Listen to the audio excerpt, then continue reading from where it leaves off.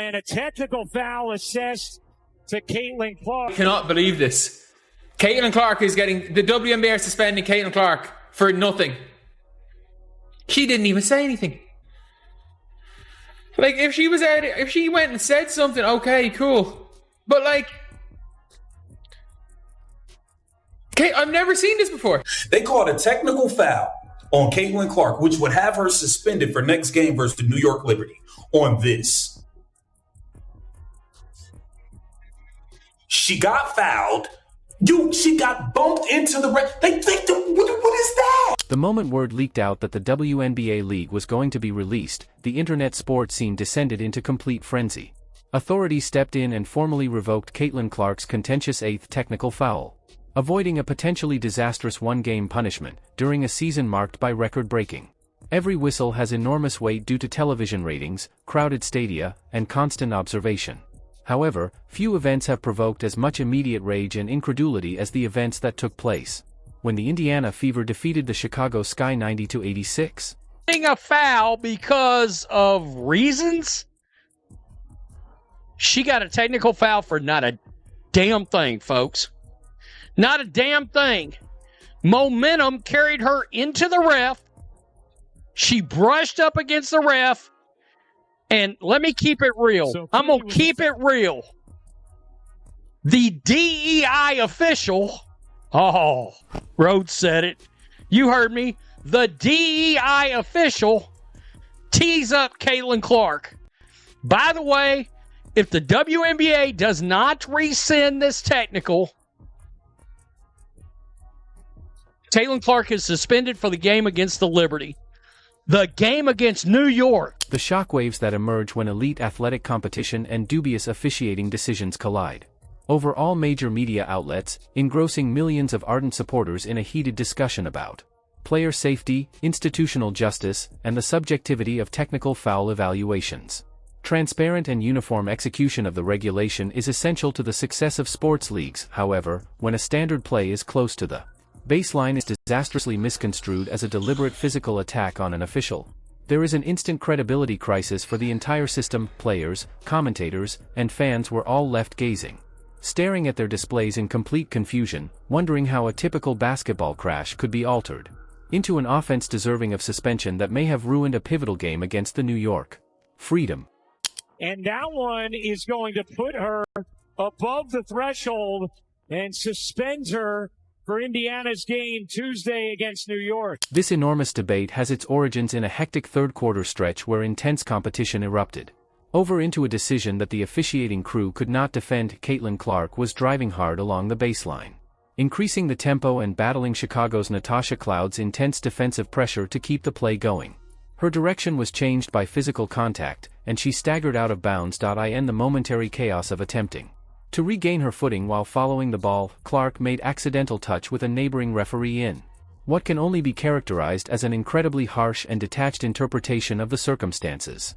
Clark was given a technical foul for the 8th time this season after the officials declared the play dead. Driving to the basket. She's driving to the basket. One dribble. Gets fouled by Tash Cloud. Like, leg-to-leg contact. Gets fouled by Cloud. Gets fouled again by Cloud. Then gets kneed by Cloud. And then trips over, and then follows through into the referee, and then walks back, and then gets teed up. She got teed up for tripping and falling into the referee. According to the WNBA stringent rules, accruing 8 technical fouls results in an immediate, non-negotiable one-game penalty in addition to monetary fines, so this one whistle. Clark's availability for the impending crucial matchup with the New York Liberty is seriously threatened. No one in the arena or watching from home failed to see how ridiculous the call was, as slow-motion footage made it evident that Clark was defending himself against an opponent's hip bump, while utterly unbalanced. Rendering the idea of deliberate touch a pipe dream. The immediate fallout from the court demonstrated the Indiana Fever organization's extreme annoyance, as head coach Stephanie White hurried to contest the ridiculousness of the officiating crew's statement when Matt Forsberg, the crew chief, and the referee team made an effort to defend the technical infraction by asserting that Clark had purposefully sought out the official and gave him a shiver down his forearm. The explanation only served to fuel an already raging flames. ref who probably should be collecting trash on Tuesdays and Thursdays or whichever day your trash men pick up your trash from your curb. First of all, if you would have called the first foul or the second foul, because she got bumped twice on that drive, which sent her into the baseline, which forced her to run into you.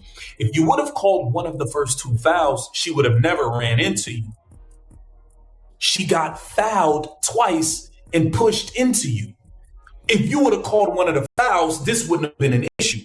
But because you are so piss poor at your job, you don't call anything.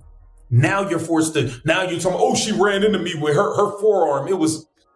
Coach White correctly noted the absurdity of the charge, pointing out that accidental contact occurs frequently while players are flying in the fast-paced, high-impact world of professional basketball. Uncontrollably to create plays, White was given a technical foul as a result of her intense displeasure, merely for expressing the thoughts of every single viewer of the show. Broadcast, but they gave you the tech for bumping the official? Is that what the description that was given to you was? Well, either of you was? For me. Yeah, she intentionally seeked out the official. You were backwards to them? Did you even know they were there in that moment? And through the forearm. That too. Did you know they were there right behind you? Did they give you a different explanation of any kind? No, that's what I was told. That's what I was told. Was your tech for the arguing? My Anything you said? tech was for saying that's bullshit, even though I heard the F-bomb the whole fucking game.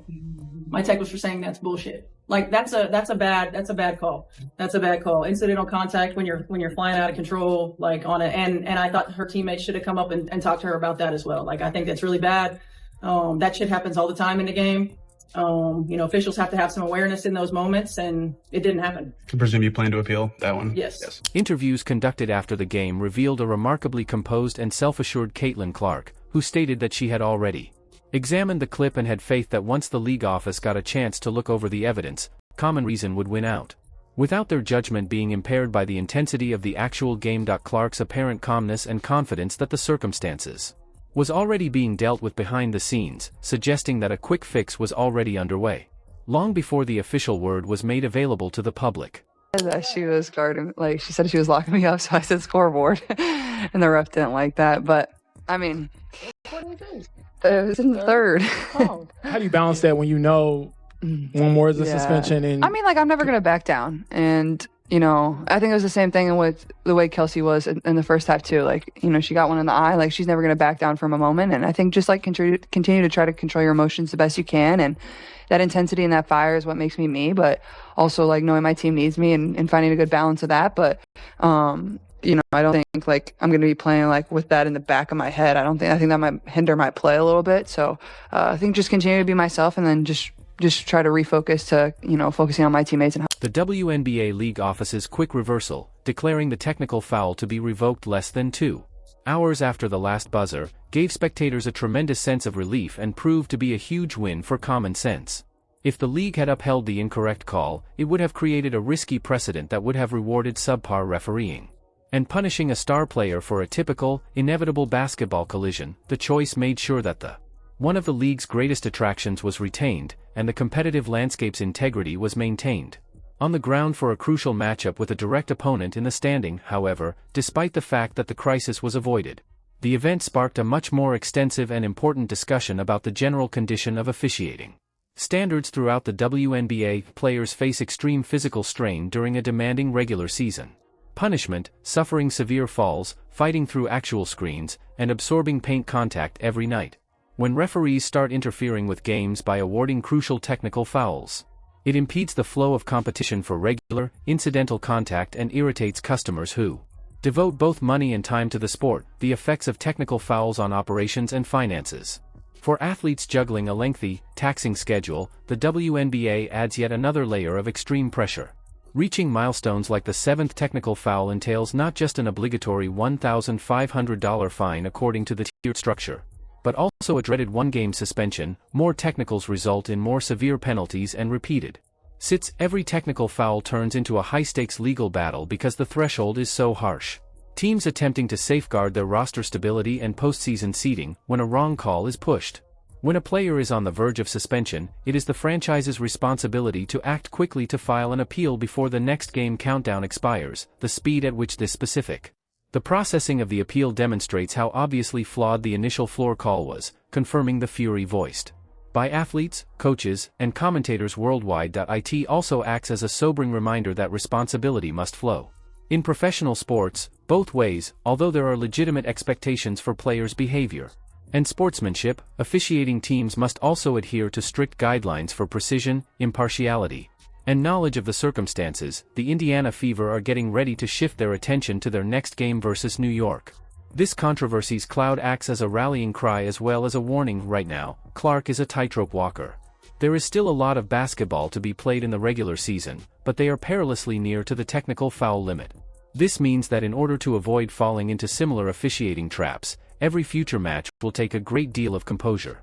Opposing teams will definitely keep pushing the limits of physical play because they are fully aware of this vulnerability, trying to elicit strong feelings or entice officials to come forward. But the Fever's tenacity squad demonstrates during their adventure that they are more than capable of overcoming outside noise, transforming their competitive spirit into outstanding on-court accomplishments, such as their 46 paint masterclass on points versus Chicago, the fan base's steadfast support, and the quick adjustment from league headquarters guarantees that attention can at last return to its proper place. Exceptional athletic performance, amazing assists, deep three-point shooting, and elite basketball contests on the court.